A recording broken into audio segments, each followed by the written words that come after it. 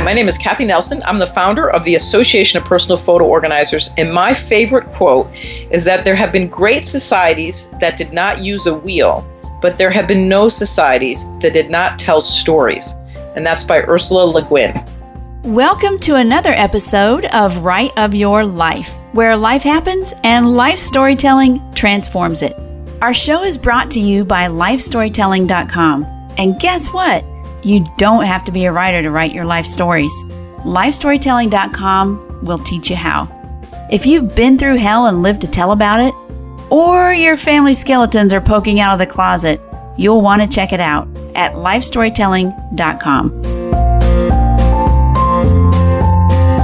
Our guest today is Cathi Nelson, who founded the Association of Personal Photo Organizers, or APO, as an answer to the growing challenge of our digital age.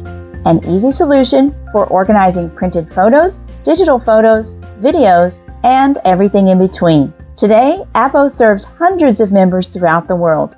As a pioneer in the growing photo life management industry, Cathi has spoken at various industry conferences and has been featured in many magazines, including the New York Times and the Wall Street Journal. She has some really practical tips for organizing and telling stories with your photos that you're going to love. Welcome, Cathi. We're glad you're here. Well, thank you. I'm very excited to be here. You founded APO, the Association of Personal Photo Organizers. And of course, I'm a big proponent of photos telling a story about your lives. Why and how you started APO? Yeah, that's a great question. It's an amazing story, but the key and why what you do connects so much to who we are and what we do is that I always tell people the organization is a means to an end. For me, the end goal is always to help people tell a story with their photos.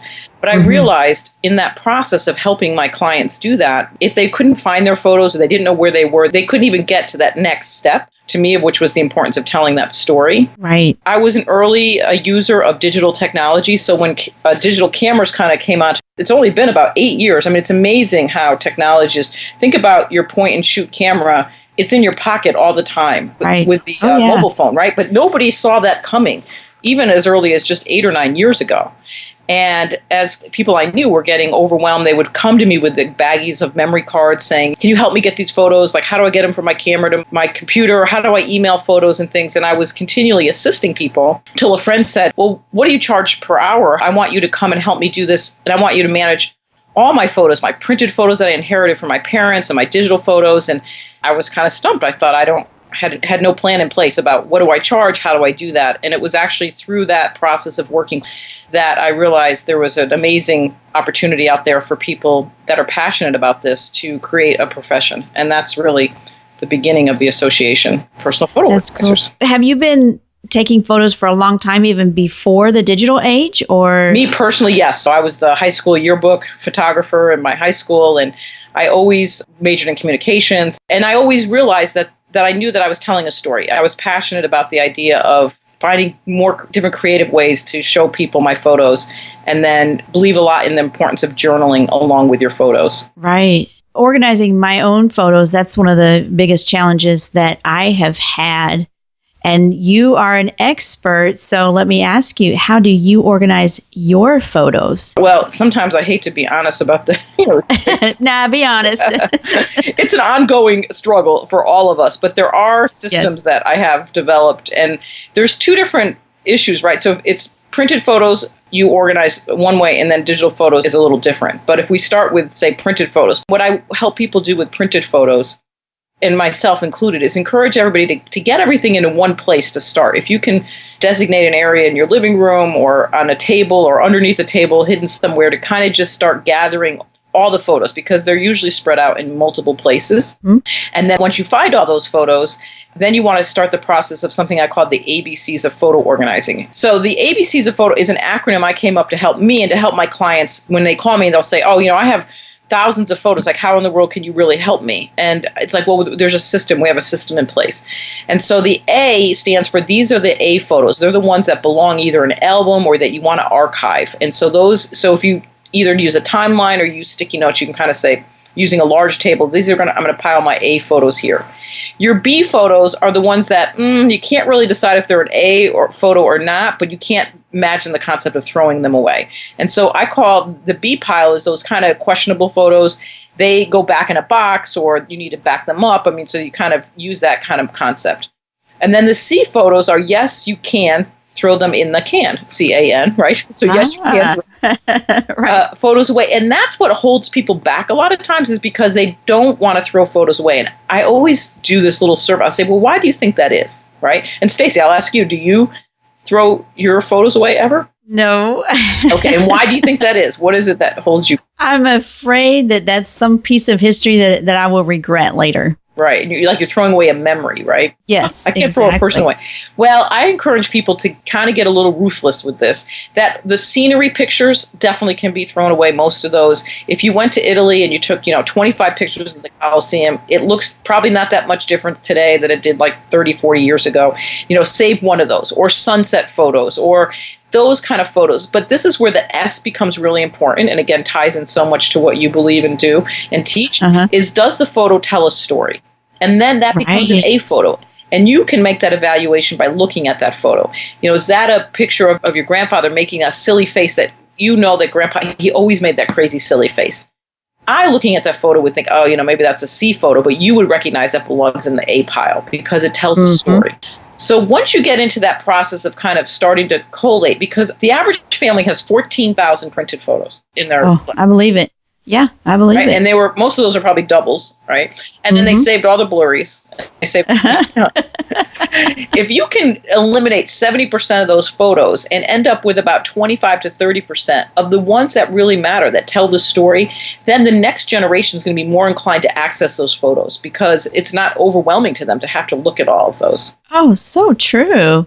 So what do you do with those B photos? Are those eliminated, or you put those in some place where you still save them somewhere? I kind of am like you that way. So ideally you probably should eventually be photos away. But if you I use a photo safe box. There's one that the association, we're not in the product business, but we actually have a company and a factory actually in Pennsylvania that makes for us a photo organizing box called the Legacy Box. And it holds 2,400 photos with lots of dividers, which is something that you just couldn't find on the market. And there's not really great photo organizing boxes. They're cheap. They fall apart, or they're like shoe boxes, which really isn't an effective way of doing it. But taking those, then the key then is to identify what's in the photo. So this is another big thing.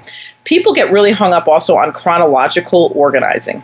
And if you were really good and you saved your photos chronologically over the decades, then you can stay with that kind of approach to organizing. But many people didn't do that, right? They you got those photos, you threw them in a bag or a box, or they're in the bin, and they're all mixed up. And that's where people get really frozen in the ability to do this.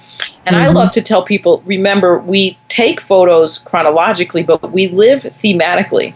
In other words, we live through our family stories and traditions a lot of times. And that's the purpose of the photos. So when you're going through your photos and you're trying to decide what's an A photo, start seeing what are the themes and the most common times you took photos. So again, I'm going to turn this back on you, Stacey, and ask you, thinking about that, what would you say are maybe 4 times that you always made sure that you had a camera available and you took family photos? Oh, every holiday, of course, like Thanksgiving and Christmas, and then vacations. I can't think of other. I take a lot of my girls too. Okay, yep. First day of school, I bet, right? First day of school. I have lots of those. Milestone birthdays and moments in their lives, sporting events, right? Birthdays, and and then probably just a lot of people pictures of maybe like they're with their friends, or when they were little, like if you had friends, right? It's so fun to take pictures when they're little.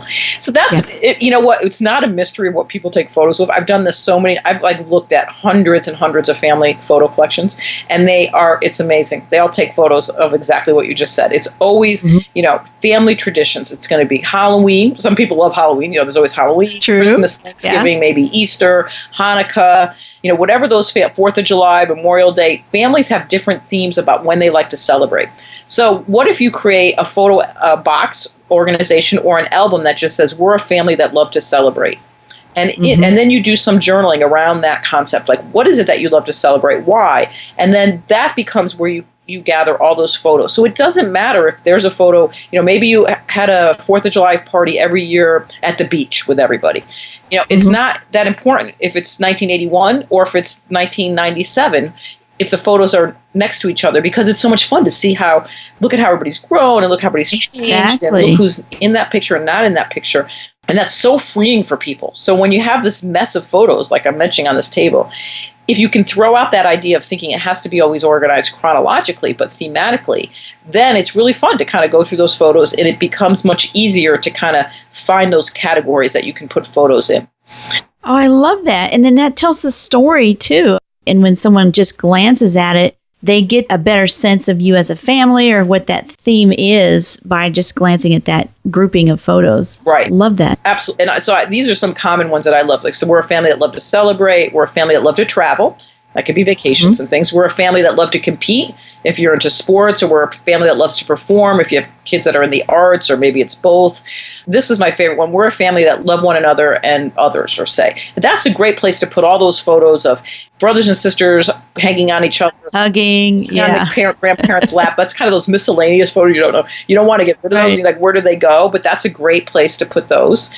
And so I love to garden. You know, I'm a family that loved gardening. So maybe you took lots of pictures of your gardens, or we're a family that loves nature. And so that's where a lot of those scenery shots can go. And so that's kind of a fun project that you can do. And you can actually do the same thing with your digital photos in terms of... Tell me about the digital, because that's mostly what I have now. And that's overwhelming for me. Yes, of course it is, because I always say, how do you find that one photo of your daughter's first day of school amidst all the selfies? Oh, I'm out shopping at Crate and Barrel and I'm sending my sister like 20 shots of different couches. Which one do you like? Right? And then I don't delete those. I just come home and they go up in the cloud and they're on my computer, and it's like, oh my gosh, it's overwhelming. So there are some habits that we recommend that you get into. One is deleting photos, maybe once a month or once every other Sunday or something. Give yourself a little note on your calendar. Just delete photos from your phone. It takes 2 seconds to do that, but most people just don't ever do it because you're not thinking to do that. But it's really important because we are literally getting buried in digital chaos. Yes. There's a lot of fear, and there's a man named Vint Cerf who created actually one of the founders of the internet. He has a great quote about the fear that we are losing our family traditions, our family historical photograph lives because of this digital overload that people are experiencing. He calls it digital rot, actually. And then the other thing is you want to have a central, so I don't know, do you have one computer that's dedicated where all the photos go? Well, sort of. Like if I take them with my phone, they're automatically uploaded to a cloud, but then I change cloud different things. So some of them are on one cloud and some of them are on another cloud. And then even within my computer, they're in different file folders within my computer based on a couple of years ago I did this, and then I changed. Maybe you had iPhoto just threw everybody for a loop when they switched to photos, which has caused tremendous amount of problems for people. I mean, because it's not the same file structure, and they name them different and things. And we see this all the time. It's our members go in and try and help clean this up. And they're learning too. So it's like, I always tell people, don't think that you are doing something wrong. The technology is changing so fast and nothing simple has been created. It's like the holy grail. I mean, just all these companies are trying to find a solution and nobody has come up with this perfect solution yet. But here are some tips. So there's a product called a Picture Keeper, which is a great little external hard drive that finds all the JPEGs on all your devices, both Mac and PC. If you get something like that and you can go and plug it into everything, it's going to pull all your photos at least into one place. So you have a central hub for them because like you said, you have them in multiple folders and everybody does. And then you're right about the clouds. Cloud switch, maybe you got it, maybe for a while you were using Dropbox and then you stopped using Dropbox and then maybe you tried Carousel and then you tried, right? That's so common. So you want to make sure that when you plug in your phone and that you also move the photos that matter into that one external hard drive or one central hub on your computer. And so if you can just get in the habit of doing that, at least you're kind of corralling the photos that matter the most to you in that one place. And then another important thing is to go in and rename your photos, because right now they're coming in as 00011, right? Yes. It's a digital file. And that's no fun. But the great news about computers is that if you get into a habit of we recommend year, date, and then who, what, where, and when. So if you do 2016 _-01, January, and then for me in January, it could be skiing with friends, right? And then I create that file, and then all my photos go there. And so if I'm looking someday for, January skiing with friends, if I just type that into my computer, all those photos will immediately appear. So then you label individual photos, or do you still label them in grouped file folders? So I create on my computer, it'll be 2016, and then I'll just create a folder, January, February, March, all the way through the, right? And so then when I import my photos, they'll go into the January folder, but I'll batch rename them 2016-1, and then who, what, where, and when. So they're in the proper folder, but also I can search for them either way. Does that make sense? I like that. Yeah, it does. Yeah. And you can, by right-clicking or highlighting, you could batch name multiple photos at once. You don't have to do them all individually. I like that because nowadays, not only do we have different clouds, but the computer turnover, at least for me, is almost yearly. So I have this old computer and 2 years ago old computer, and I download all my stuff and into the new computer. Do I have it, or is it a duplicate? Buy a good digital external hard drive and put a label on it, Stacy's Photos, and then you don't even have to put the photos onto you can just always put them onto that external hard drive. That'll save space. And in the cloud, the experts recommend that your photos need to be backed up in 3 ways, right? The cloud is one, but that's not the only one. It's an external hard drive. And then the printed photo is still the best backup because it's a documentation. So print a photo book or print some of those photos and tell that story. Again, with those stories, you don't have to always tell lots of stories, but I do think the importance of telling some stories is important. Right. Do you have a favorite story that you've told with photos? I'm thinking about one thing I did. I found it the other day. Because again, I love the story idea. I did a little album for myself of these are a few of my favorite things. And I brainstormed one day all the things that I love. And it was like my first cup of coffee in the morning. I love to journal. I like to cook. I like nature. I like playing games. And I had taken one photograph of like a Scrabble board, my cookbooks, and I created this little book. And when I did that probably 15 years ago, I was thinking about my kids someday if something had happened to me. Like, would they know who is their mom? Right. So, and I found that. I thought, wow, this is so fun. And some things that I had written that were my favorite things, I no longer do. And I thought, wow, I wonder why I stopped doing that. So it kind of clued me off like, I should go back to that. Taking photos, photography was one. So that was just kind of a personal idea for people listening. If you're kind of stumped with what to create, that can be a really fun project to do just for yourself. And you can probably do that with your kids too and get them to participate and get them to open up. Hey, what's your favorite thing to do? What's your favorite game? That will tell a little story with them that they will have. Right. And one of the things, so I was an avid scrapbooker for a long time. So I have one album that I have. So I was very conscious about these things. When my husband was laid off from his job, when I was a kid, my dad and I was in high school was laid off. And it was a devastating time for our family and nobody talked about it. My dad went into kind of a deep depression, sat in the basement for years, it felt like, in the dark. And so I have very, very scary memories of that. And so for me, of course, my anxiety, right, when somebody gets laid off is not a little out of proportion probably to the reality. But at that time, I thought, well, I didn't want my kids to wonder, how did we survive that? So it took him like 2 to 3 years to make a job. He transitioned to actually becoming a teacher. But through that process, I journaled about it. And then, so in our album, I have journal, stories about what that was like. And then when he did get a job, we actually did a ritual where we burned the want ads. It was a really fun night, and we had wine with our friends, and I took a lot of photographs of us doing that, and that's all documented in an album. And I just think, if my kids someday, if one of them loses a job or gets laid off, they're going to be able to go back and read in real time what I was feeling. Because now I could look back with it like with a sense of humor, but it wasn't funny at the time.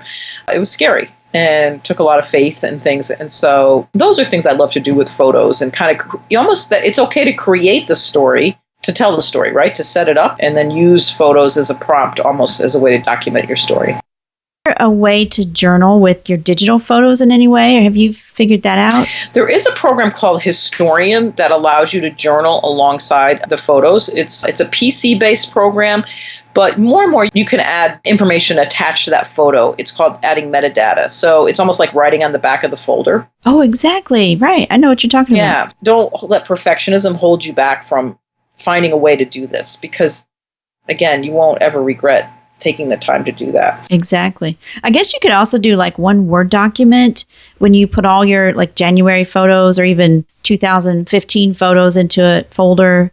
You can journal there, or take all of your journals and digital journals and put them in a Word document right there to be there with your photos. If you are a handwritten journal person like I am still, you could take a photo with your cell phone, with your mobile phone. Oh, yeah. Of your journal. That's true. Right? It's a JPEG. and it'll go right into the album. And it's right there with the photos. Love that. Personally, I like handwriting as well, even if it's not that neat, because it's so, I always say, if you could read a letter from your great-grandmother in her handwriting or a typed Word document, which one would you like? Oh, handwriting. Hands down, handwriting.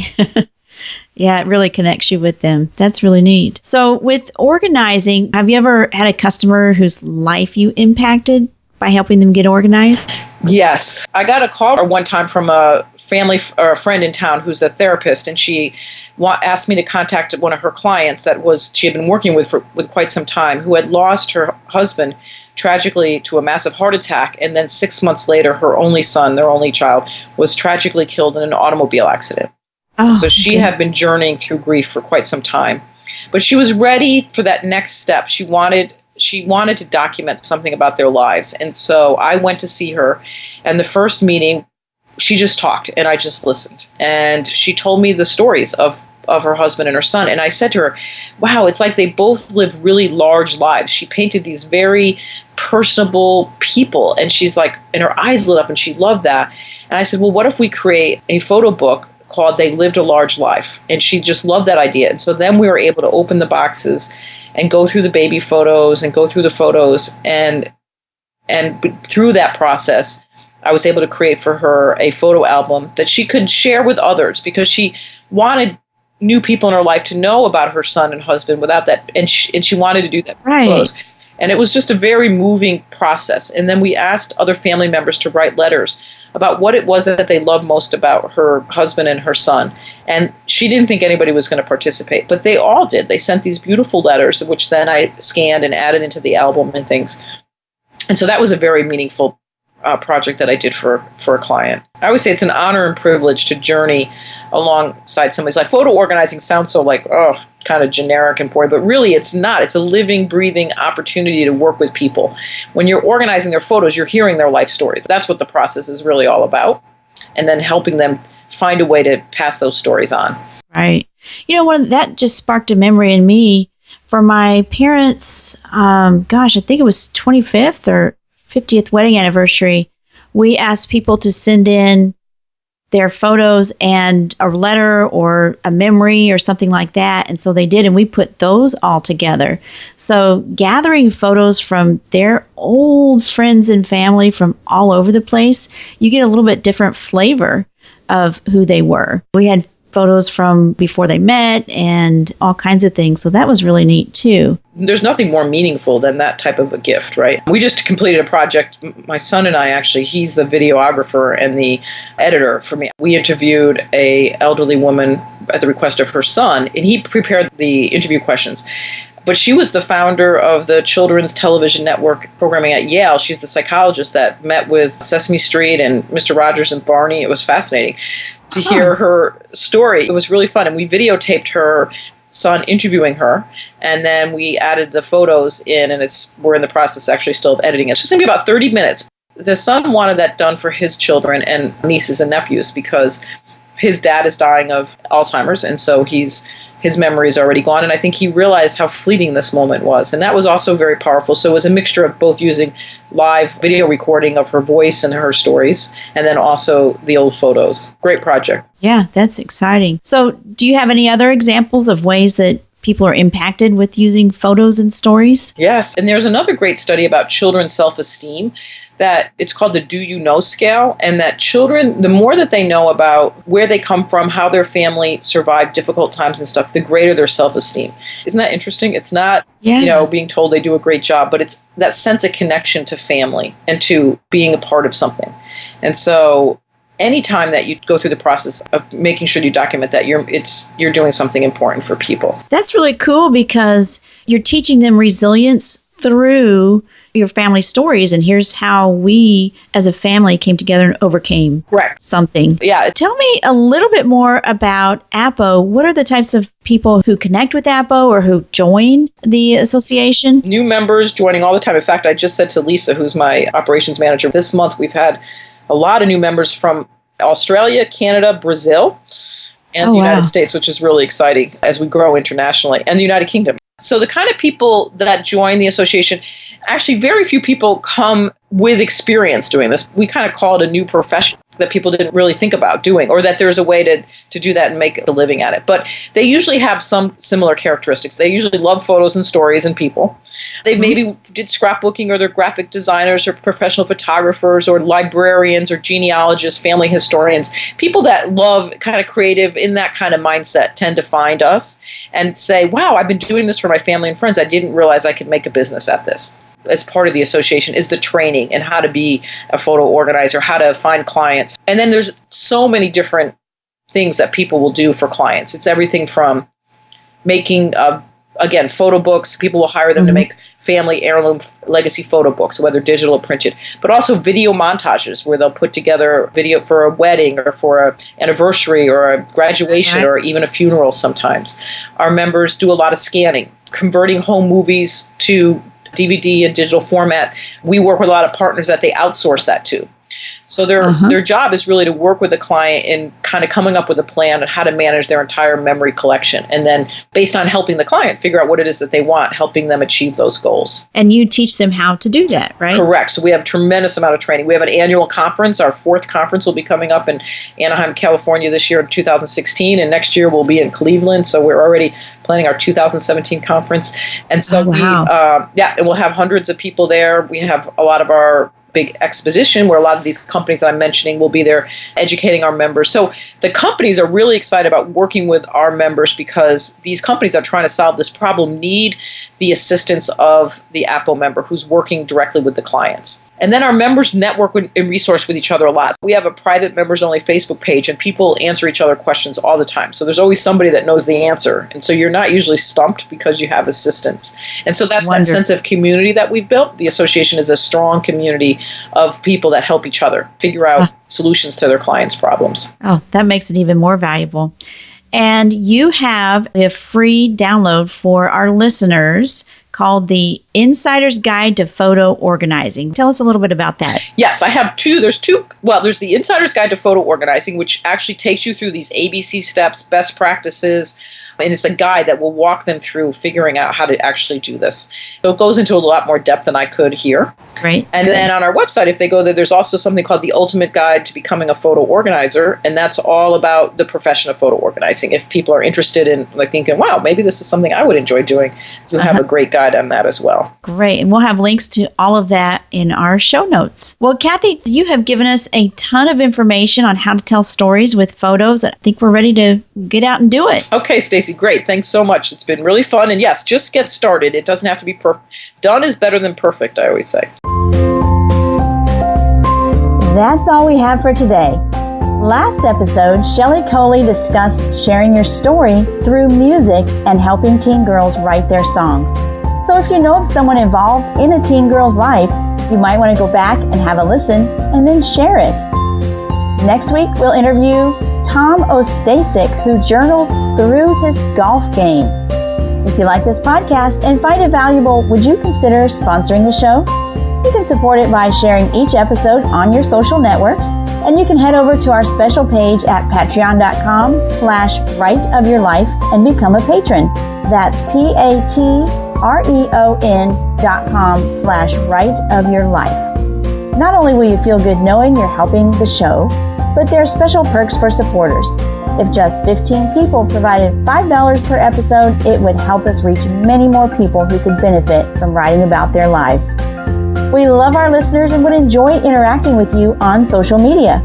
We're on Pinterest, Facebook, and just about anywhere you can hold a great virtual conversation. My handle is Right of Your Life. This show is put together by consulting producer Nick Jaworski at podcastmonster.com and myself, Stacey Curtis. We hope that today you have the right of your life.